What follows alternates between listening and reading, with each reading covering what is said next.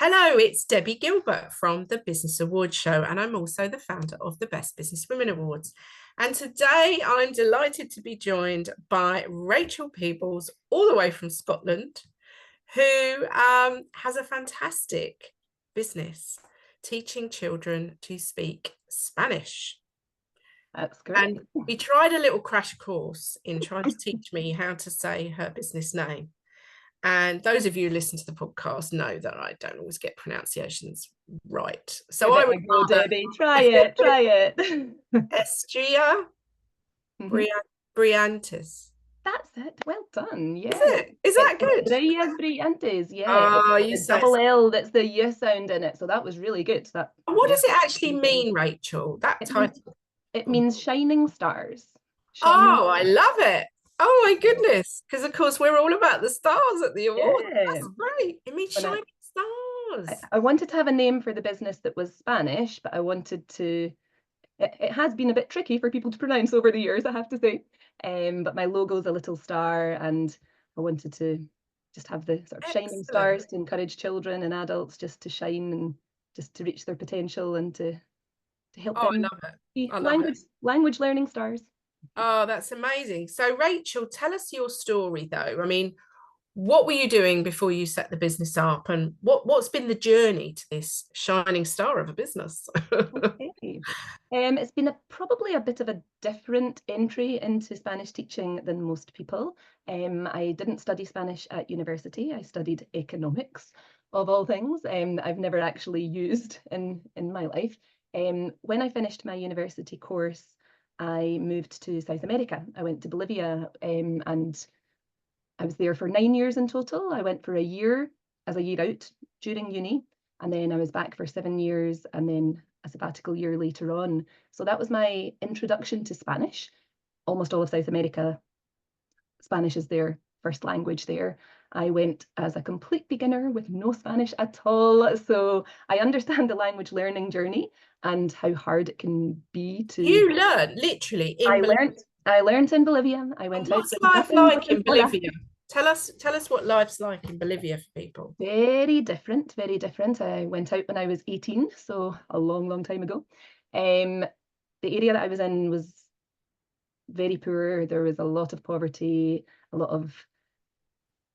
lots of difficulties there in general caused by poverty and the corruption of government that really didn't let things progress. And the work that I was involved in, I worked with a local church and a community project, and I worked with the families that were living in prison. So over there, if you're sent to prison, you're allowed to take your children with you to live in prison with you. Wow. Which is obviously not something that we would recommend. So the women would take their children to prison. The first year I was there, I worked with the children living in prison with their mums. And I then started working in the men's prison, and they were able to take their wives, partners, children into that prison as well. That was an even worse situation because of the environment the children were growing up in there. But in a country where there's no benefit system, no support available, if you're a mum who has 4, 5, 6, 7 children, you're not able to work, you don't have childcare, you've maybe not finished school, the basic needs of having a roof over your head and food, which is provided in the prison, then becomes, well, that's better than suddenly having no husband, being on my own with the children, having no way of supporting myself. So lots of families ended up in that situation. The children were allowed to leave prison, and the partners of the men, but it was a bit outside of town, so we would help with them getting access to healthcare, birth certificates and things that they didn't have. We provided homework support classes, involved them in the church programs, helped the mums that were pregnant go to their prenatal classes and all their appointments. And I had a pickup truck where I would just pile all the children into the back of the truck and take them where they were going. No health and safety rules there. Oh my goodness. As you can hear, it's a little bit different to life here, and obviously all in Spanish. So I learned my Spanish with the children, with the families. That's amazing, Rach. Here. And it was an amazing experience, very difficult in a lot of ways. The families there had so many struggles, but amazing to be able to be a part of that and to support those children and families during my time there. So when I came back from Bolivia, I started working at Women's Aid. I supported children who had experienced domestic abuse that were living in refuge with their mums. So I worked there for about 6, 7 years as well. Going back to Bolivia still every year when built up my holidays. I'm on the board of the charity out there that I was working with. So I'd still go out to Bolivia, and I was missing my Spanish, and I just thought, oh, I just want to do something with Spanish again. I wonder what I could do. And I found La Jolie Ronde, who I became a licensee for, and started working part-time teaching Spanish to children. I then gave up my job at Women's Aid and went full-time teaching Spanish as the classes grew. And after maybe about 7, 8 months, parents were saying, oh, do you do adult classes? And I thought, no, I don't. But yeah, that's an idea. Why don't I try that? So I got involved with Language for Fun as a franchisee. So I'm a licensee with La Jolie Ronde. I'm a franchisee with Language for Fun, which then gives me the whole spectrum of ages to teach Spanish. I do baby and toddler classes up to adult classes. My youngest little one, I think at the moment, is 2 months old. And in my adult class, one of my learners has just turned 90. Oh So my you're goodness. never too young or too old to learn a new language. It's a skill that can be used all your life through. Yeah, that's a good point, actually. I always thought once you got to sort of your 40s and 50s, Not learn too late. It's not language. too late. And there's studies that show that it really is hugely beneficial for warding off dementia and to keep your brain active, and it stimulates parts of your brain and just learning a new skill as well. And certainly for older folks, sometimes the community aspect of being part of a class and that regular contact and learning together and having that sense of camaraderie and learning together, that can be really beneficial, as well as the actual learning, language learning there. So So how many years have you been running this now? I started the children's classes in 2017, so just 7 years, just past 7 years with the children's classes, and just over 6 years with the adult classes. Oh, Going by. and what was your sort of thought process behind buying a franchise? I think at the beginning, I had lived and worked in Bolivia for so many years. My whole life was just in Spanish, so Spanish was not a problem for me at all. But I didn't know quite how to approach the teaching aspect of the language. I'd been Mm. teaching children for years in Bolivia also, and doing group work at Women's Aid, but it was more, how do I structure it? What's the curriculum going to be? It would take me ages to think this all out by myself. Why don't I go with something that's tried and tested, that works, that's got great materials, it's got all the, we had loads of flashcards and games and activities and music that's proven to work. Thought, yeah, this is the way to go. It takes away some of the planning time and lets me focus on the work with the children and providing the classes. So I think, and as well as that, being a solopreneur that's working on their own, to have a bit of backing around you, to have people that are doing the same thing. There's a great network of licensees that we have Facebook groups, we're in touch, we have meetings, we have local meetings as well in person, we have yearly meetings with everybody, and there's that support there as Mm. well. So you've got the support, you've got the materials, and you've got a structure, and you've got the credibility as well of a Mm. company that is known as providing. Oh, it's been around a long time, Well, it's hasn't it? been it's about for just over 40 years now. Yeah, because So my children both yeah, went to clubs. fantastic. Yeah, when they were little, Yeah. Jolly Bond. Yeah, So I remember so it. it's great, and they've been changing books and updating things over the years, and it's a great program, and it's So for lots of fun to you, teach. it was all about buying sort of the business model, all the Yeah. information, not having to start from scratch, Mhm. getting that put in place so that you could just focus on getting clients and running your business, Yeah, really. and I think having folk around you that you weren't just all by yourself, and support Mm. people that you could go to just really helps when you're starting out. And it was the same with Language for Fun when I wanted to start the adult classes. I could have just made up my own materials. I was already established as a Mm. children's Spanish teacher, but I just thought they've got this amazing program. They go from beginners, improvers, intermediate, advanced. They've got everything set up. They know it works. There's a network of teachers for support. They've got the credibility there as well. I'm better off not Is spending all that my time. teaching for the adults done online, or is that done in person? It's in person Mhm. mostly. I've got one class online. Obviously, during COVID, everything was online for a long, long time. I was over a year online with the children and 2 years online with the adults due to the Wow. restrictions. Scotland Mm, was very restrictive when very we was. came Yeah. back. So now it's almost all in person, but we did have the period of time on Mm, Zoom as well. So it works both ways there. And again, with that franchise, to have the support, to have the quality materials, to have the interaction and the community there. And yeah, it's been mm, great to have these, mm, to be part of these two organizations and to work alongside everyone there. mm. So, business awards, when did that appear on your radar? So I won my first award was within Les Jolies Rondes. I won Licensee of the Year for Scotland back in 2019. Oh, wow. And I was seeing things about ClubHub for children's activity providers, and I was following them on Facebook, and they had awards at Mhm. that point as well. And I thought, oh, this looks interesting. And they had awards for different categories like franchisee of the year or entrepreneur or just different marketing, different things, but all within the children's activity sector. I thought, right, okay, I wonder what this would be like. And I put in an application. The first year, I didn't get anywhere with the awards there. The next year, I thought, oh, do you know, spent ages doing this application and I didn't get anywhere. Is there any point? And I thought, no, I'm going to give it another go. And I used as part of the base the previous one and added to it and what had gone on that year and answered all the questions. And that year I got into the final for two of the awards and I won one of them. And Wow. amazing.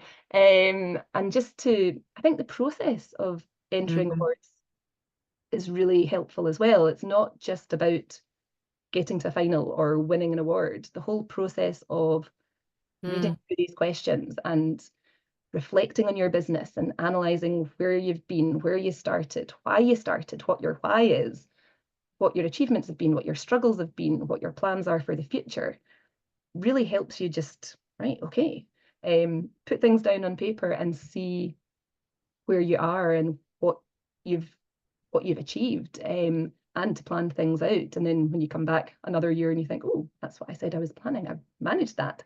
I still need to try this.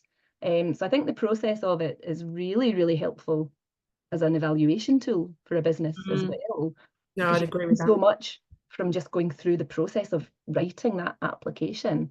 Um, Even if you don't become a finalist or a winner in an award, you're still winning from doing that process and getting a clear idea of where you've been and where you're going.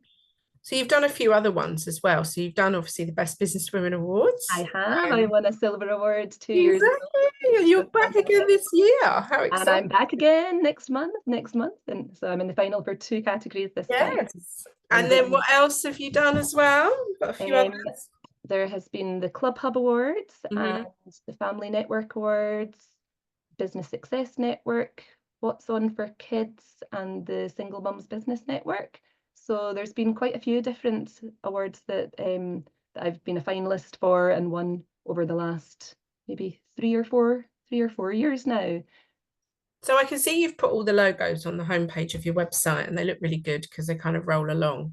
So what else have you gained, do you think, from, winning these awards or being a finalist in these awards? Is it local publicity, national publicity? What do you think? Yeah, with winning awards and getting to finals and awards, the publicity that comes with that is really helpful for visibility, for credibility.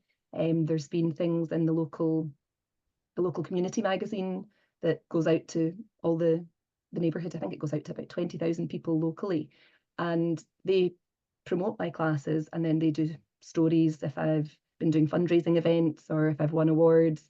And it's amazing the number of people that read community magazines. Yeah. So that has really, really helped for getting more Mm. students, for people thinking, oh, there's that class. Oh, I remember seeing that story.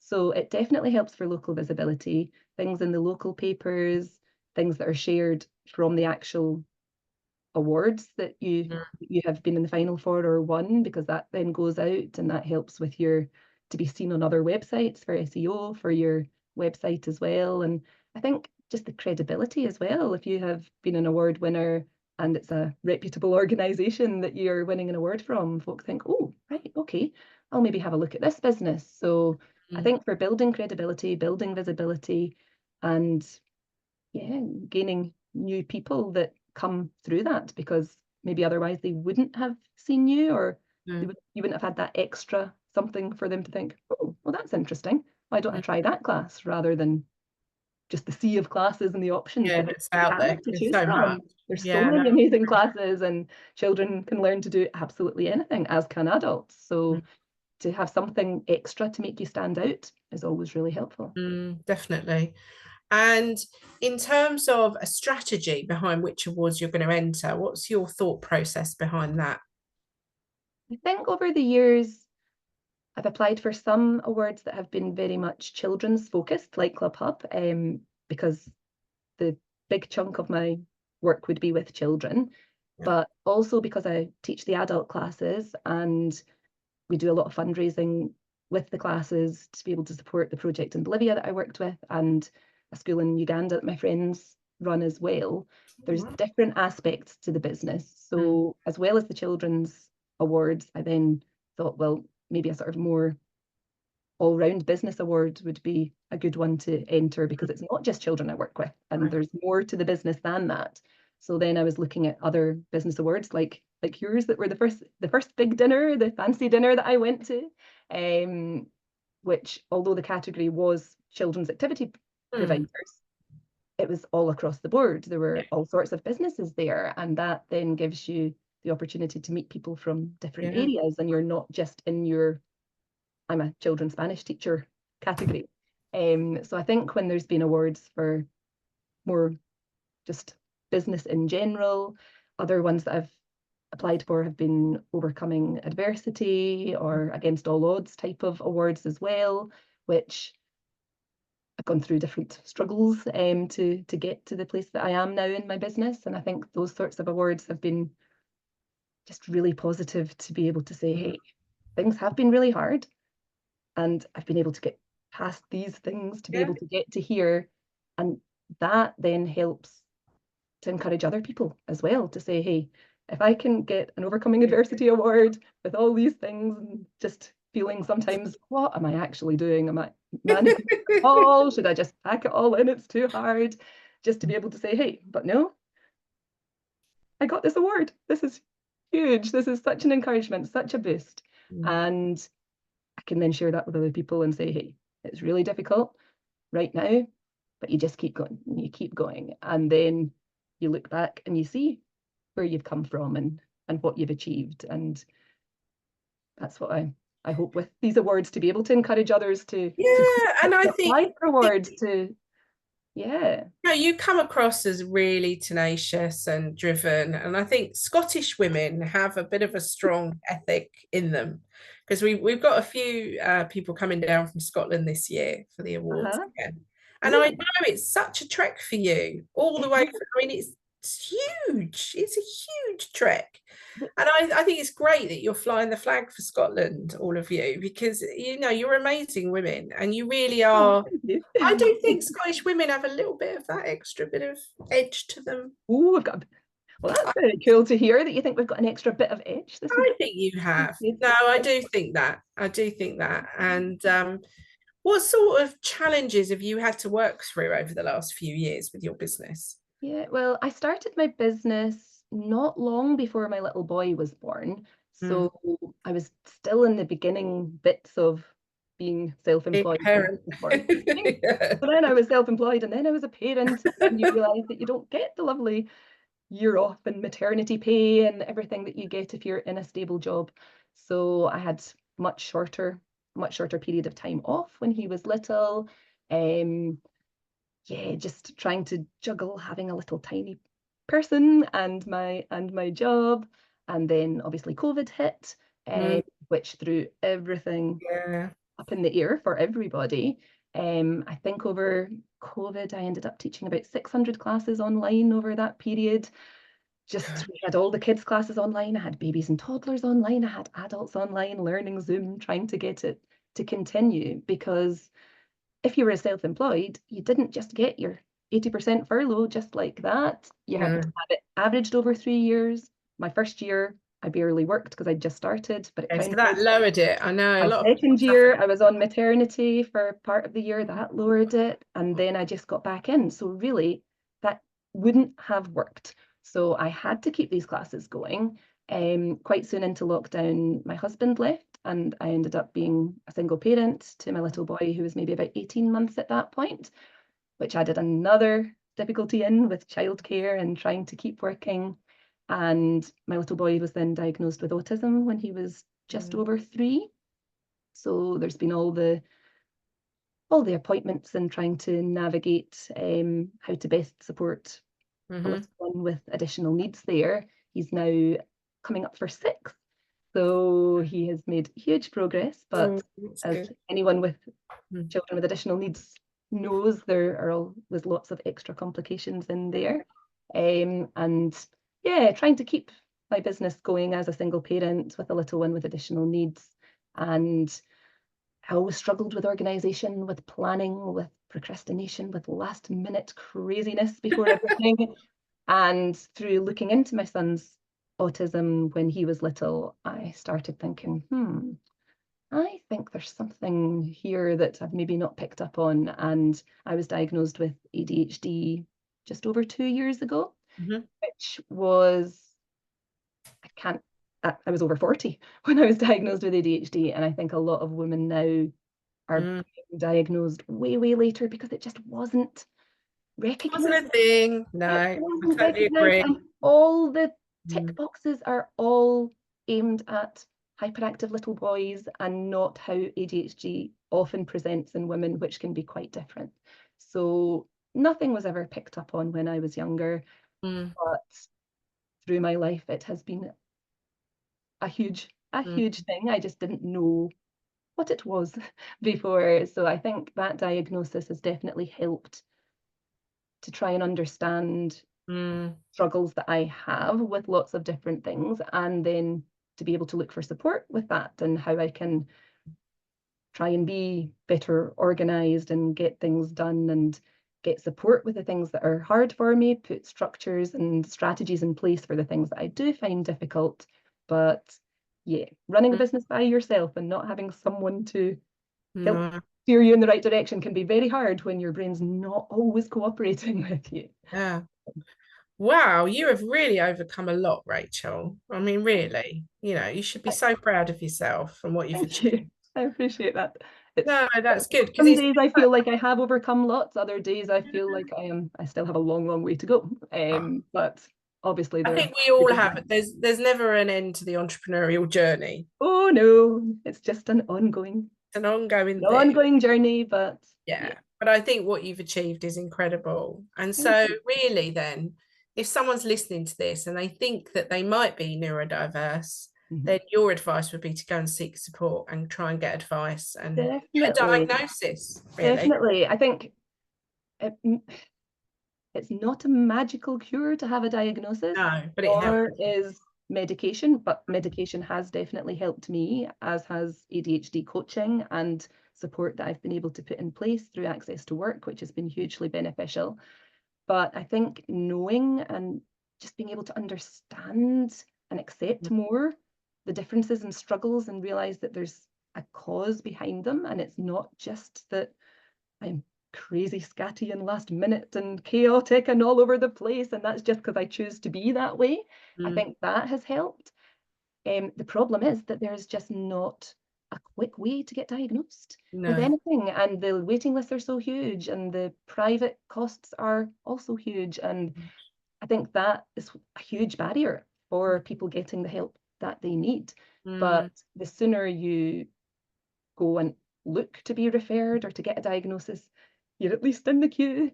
It's not a short queue, but it does give you that sense of, okay, well, I'm on that process there of hopefully finding out what's going on. And there is support available in loads of great online groups and support workers that work with people with ADHD and coaches, and lots of support that is available to help you understand how your mind's working, how your brain works differently. And yeah. Do you think, though, your ADHD can be beneficial to you for being creative?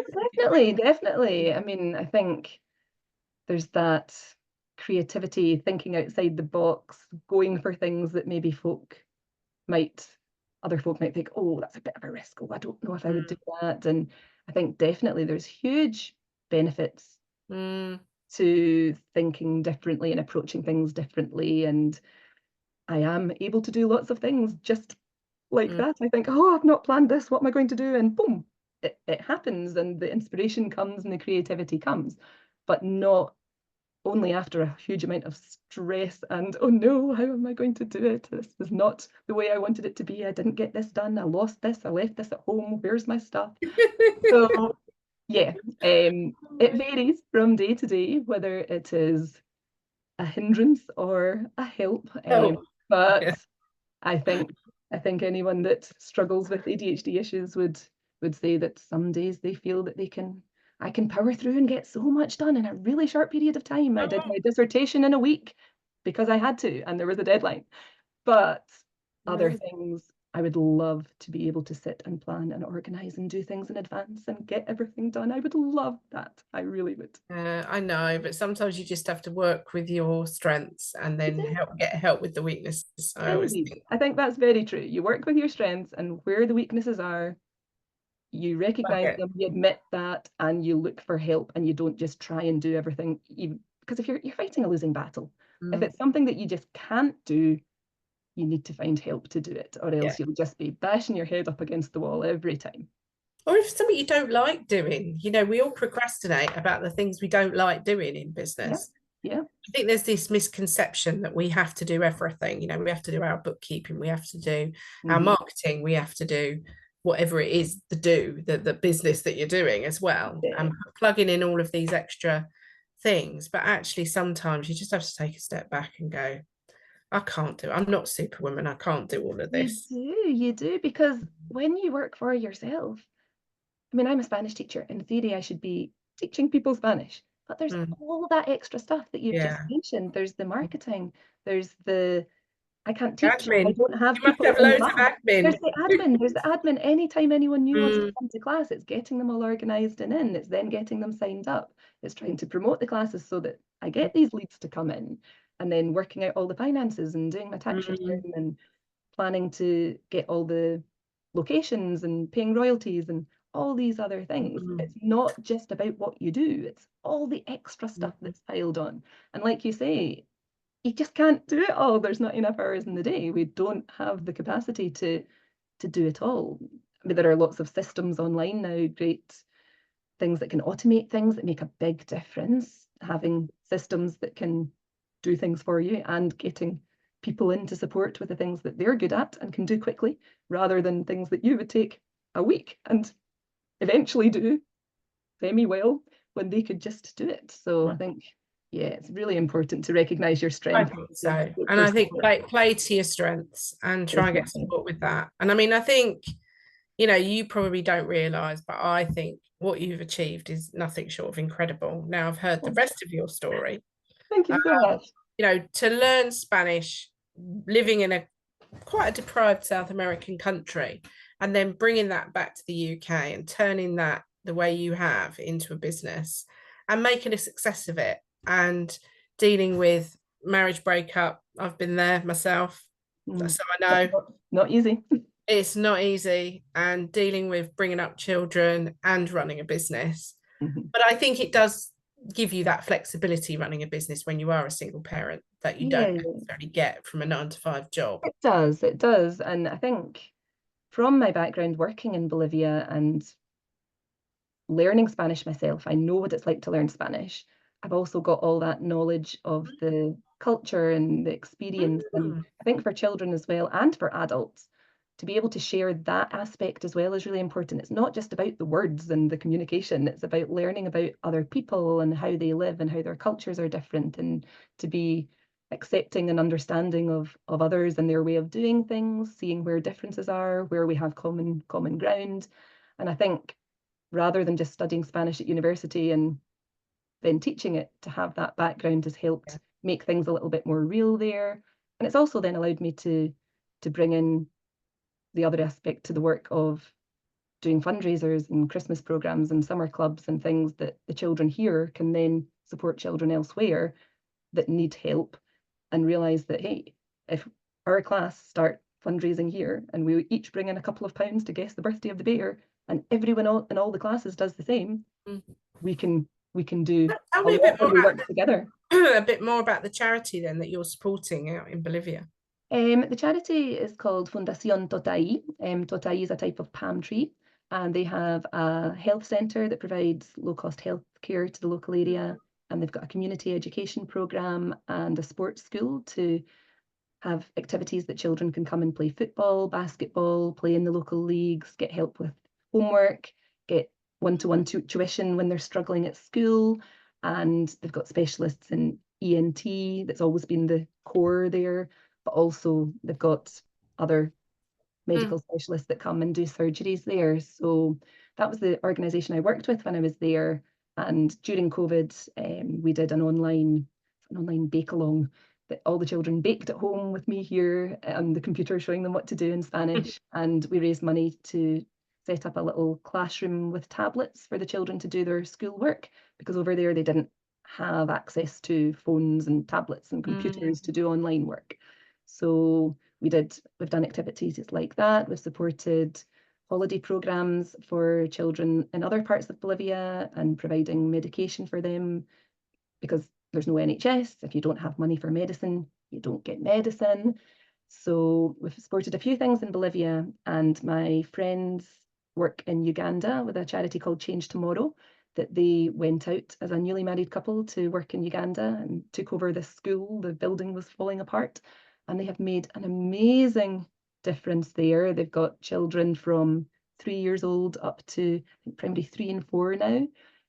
They train their teachers. They've got this school in a very rural village, and we've been able to support the school there to equip a nursery classroom, to provide books during COVID for the children, different things that they've needed there. And I think, as well as supporting the children there, a big part is to try and support the children here to see the need that there is and to feel part of that, and that they can be part of the solution to that they can make a difference. And when they work together, the difference is even bigger, because what you can do and what you can do, and then you all work together, and boom, suddenly we've got a few £1,000s that we can send out to help there. So that's a big part of our yearly program with that there, and the children love to hear what's happening and what we're supporting, and they get a fun activity. The parents donate directly to the charity, and there's volunteers that help me run them. I've got teenage girls from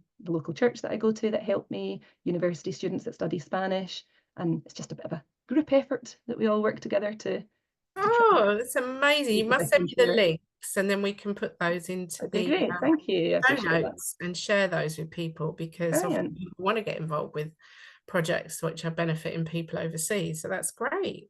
Well, well done, Rachel, for everything you've done and all that you've achieved. And I'm sure all that you will continue to achieve as you go forwards with your business. It's been lovely to talk to you. It's been lovely to chat to you. Thank you so much for having me today. It's been great. Thank you for joining me. And I think you're an utter inspiration. I really, really do. So I wish you continued success with your business. Thank you. Thank you so much for your kind words. Thank you.